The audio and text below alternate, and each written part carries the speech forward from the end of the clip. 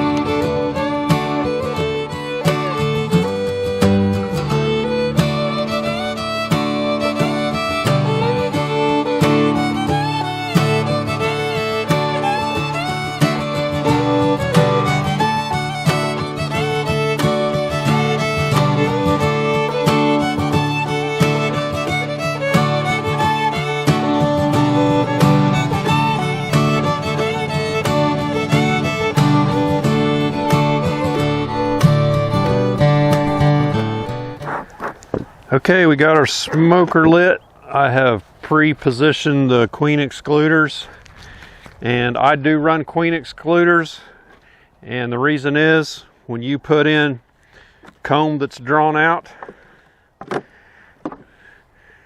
the first thing the queen's going to do is go up there and fill that nice pretty pristine comb full of eggs, and these are for putting honey in, not brood, and that's why we run a queen excluder.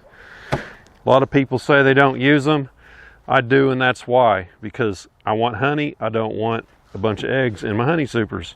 So we're going to do hives number 2, 3, 4, 7, 8, 12, 19, 20, and 24. So let's get started.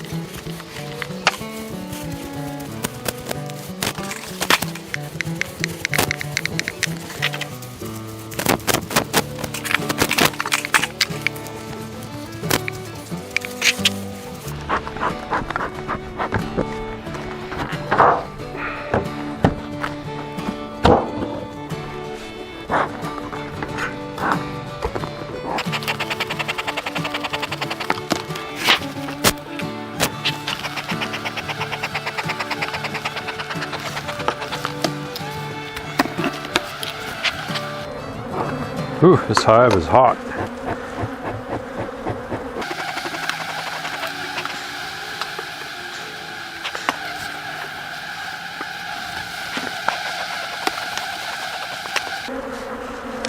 Let's take the beetle traps up because we're going to put them up in the super. Smoke the bees down.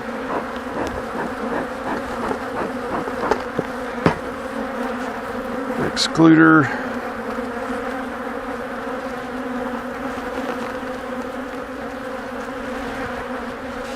And our honey super.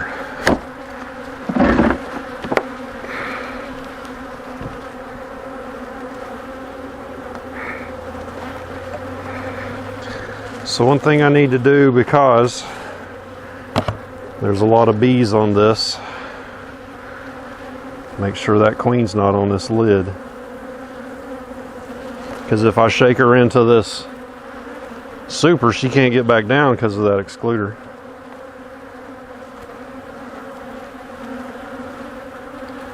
And it's not likely she'd be up there, but just in case.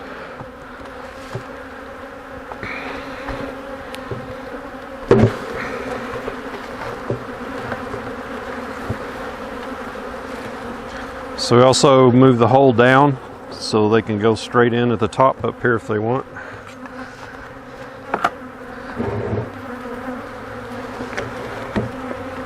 Put the beetle traps in.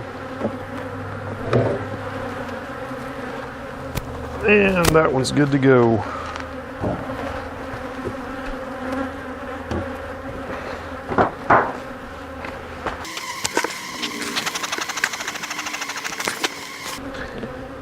I would have shook those bees down immediately, but that hive was so hot.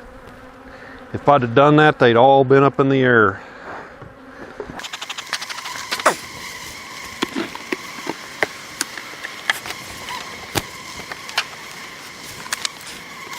This hive here is not too bad.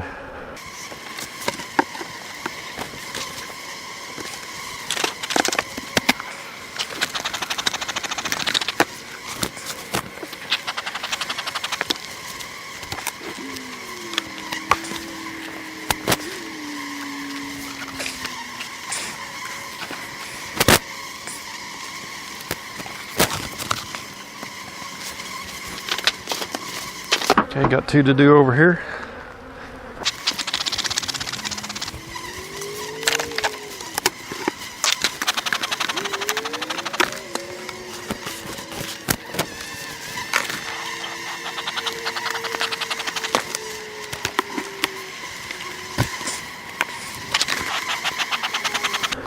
So again, I'm smoking them down, so when I put that excluder on there, they don't get smashed. So I don't buy the excluders that have the wood frame. There's a little bit of space there.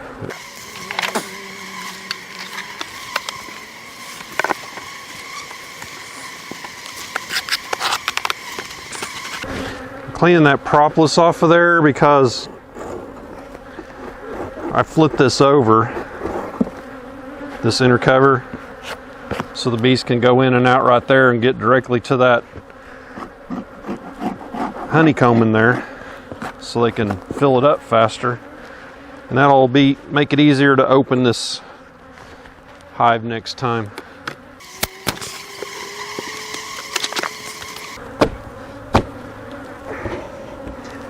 This hive here is a queen this will be her 4th year.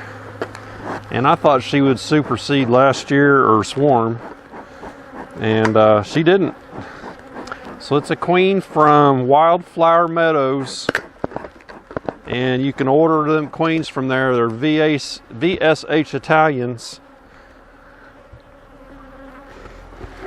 and it's wildflowermeadows.com. She's been a really good queen. She's dark.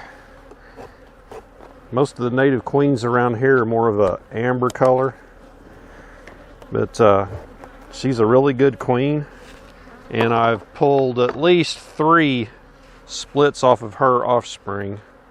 So I have 3 Wildflower Meadows princesses producing in here right now. And they're very calm all the time.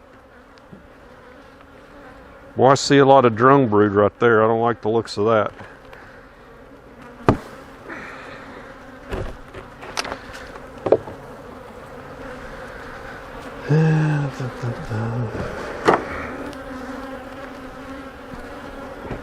Oops.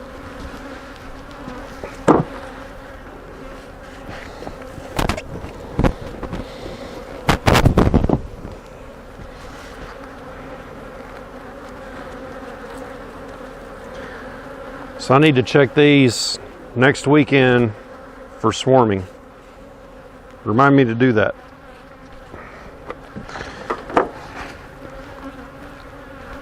Because I see all that drone brood being drawn there in that top box. So she may be getting ready to fly the coop.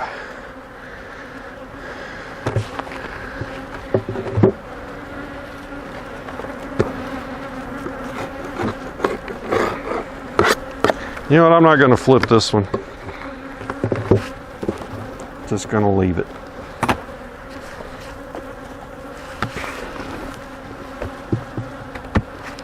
Okay, one more to do there and then two on the far side.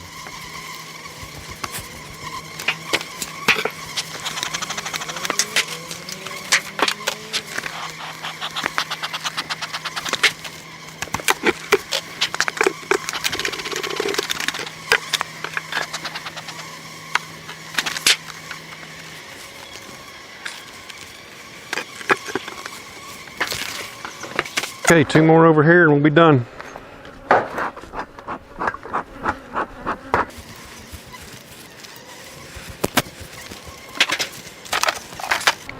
These boxes with these handles on them, I made these myself.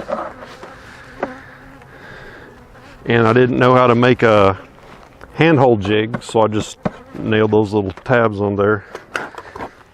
Which is fine until you go to scoot them close together. And you can't. Because the handle's in the way. Lots of hive beetles in here. That's odd, they were all up at the front. Usually they're in the back. Because I scoot all my frames up.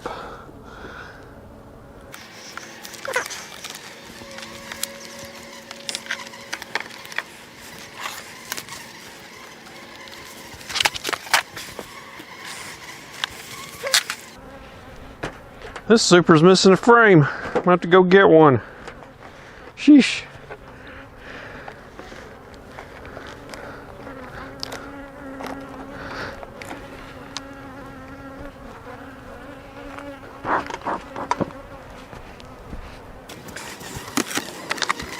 Okay, filled up.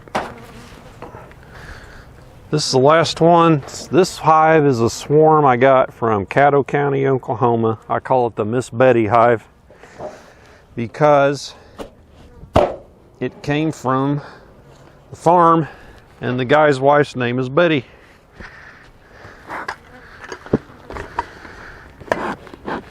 So this queen from this swarm has done really well. They produced one full super honey last year, and they had a second, but in the fall there was a lot of rain at one time, and they either consumed that honey or they moved it back down in there, so I didn't get hardly any out of the second super from the fall. Look at that. They're building comb up here. Crazy Betty bees. I'm gonna have to scrape that off.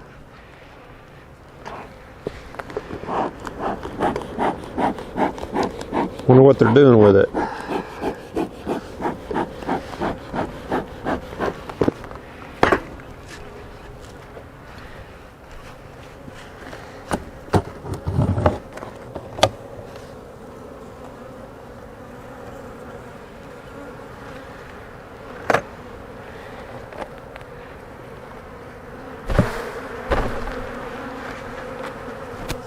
These bees have had a tendency to be a little hot too.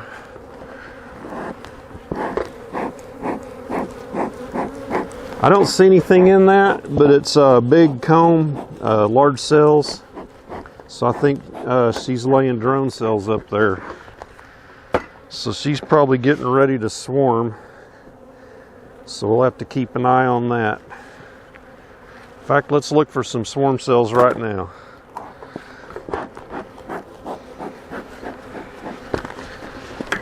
Give them some smoke in the front.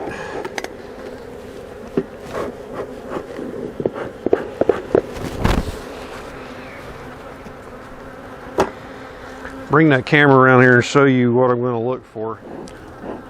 So that was drone brood up here, and I see drone cells sticking out on these two frames right here. So let's take a quick peek. So where you find queen cells is between the two boxes.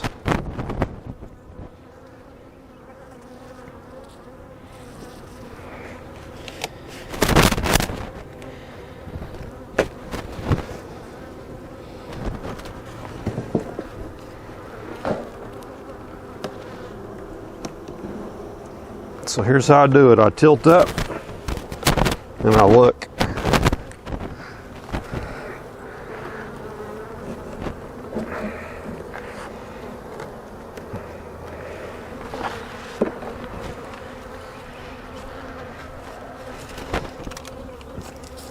So what you would normally see here is little peanut-shaped cells leaning down, coming straight down off the sides of those frames where those bees are.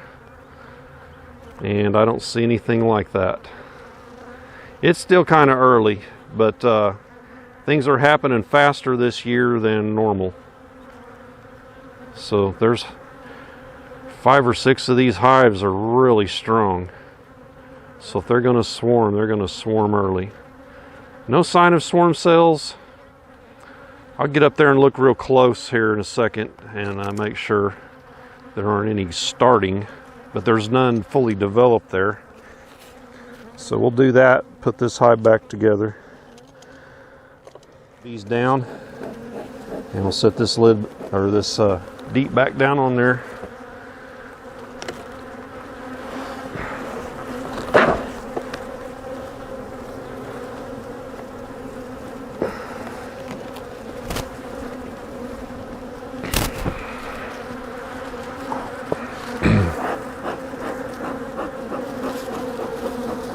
Get them back inside.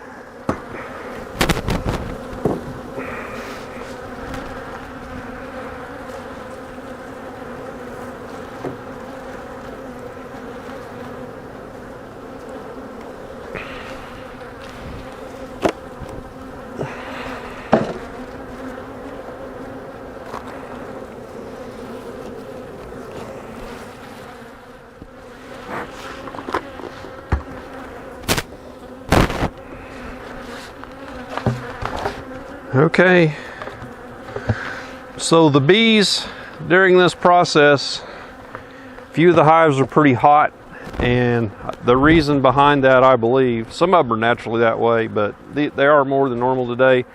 We had 2 thunderstorms roll through this morning, and it's been pretty cloudy all day, so they probably haven't been out a lot, and a lot of bees are in the hive that might normally be foraging. So they say one of the times you don't want to go into a hive is cloudy, rainy day. So I'll attribute this, all these bees around my head to that. So, and they don't like their hive being busted open like that either. So give me a thumbs up, and that's our honey supering. Subscribe to the channel if you haven't, and we'll be making more bee videos this spring and on into the summer. And we'll catch you on the next one. Take care.